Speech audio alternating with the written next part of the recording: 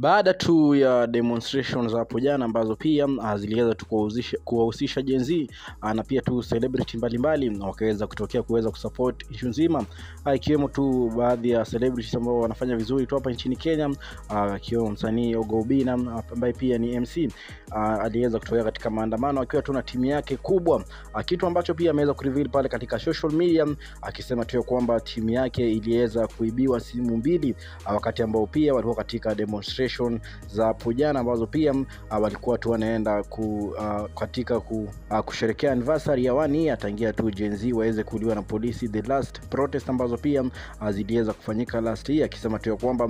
ni kitu unfortunate sana kuweza kuona mtu anaweza kuenda protest na kuweza kupoteza simu mbili, wakati ambao pia alikuwa naamini hiyo kitu ilikuwa tu kuweza kusupport ama kujaribu kusukuma serikali iache kuumiza watu, kwa sababu Ogo Obinna amekuwa mtu ambaye pia ni consistent sana na demonstration. Tuliweza kumuona the last demonstration ambao pia aliweza kutokea na demo Facebook ambao pia watu wengi tu zaidi waliweza kusema tu kwamba ni mtu ambaye pia anaonekana tu sio support pekee yake tu anapata kwa Wakenya, pia yeye anarudisha mkono wa kuonyesha tu kwamba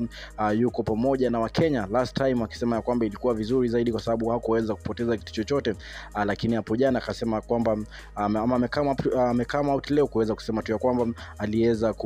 kupoteza simu mbili yeye pamoja na timu yake, akirequest tu watu ambao pia waliweza kuchukua waweze kurudisha, kwa sababu katika protest hapo jana inasemekana kwamba sio Gen Z pekee yake walikuwa na protest, bali kulikuwa tu na baadhi ya goons ambao pia walikuwa waliingilia katika protest na wakaweza kuibia watu, kwa sababu hivi leo pia ukitembea katika jiji kuu la Nairobi basi ungekuta duka mingi zimeweza kuporwa na watu ambao pia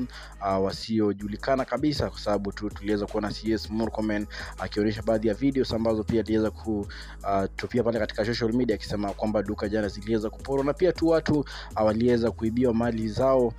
na wengine tu wakaweza kuibiwa simu zao, ikiwemo tu Ogo Obinna, kitu ambacho pia government imeweza kusema kwamba watu ambao pia walikuwa na protest jana hawakuwa Gen Z kabisa, bali tu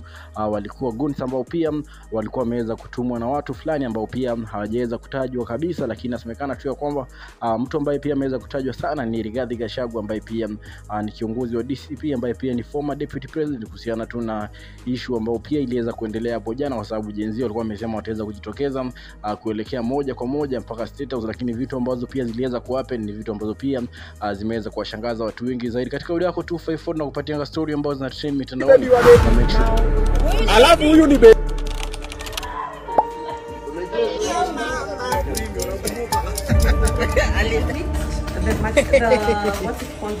Mafi Muskla. You know what? Yeah, this is it.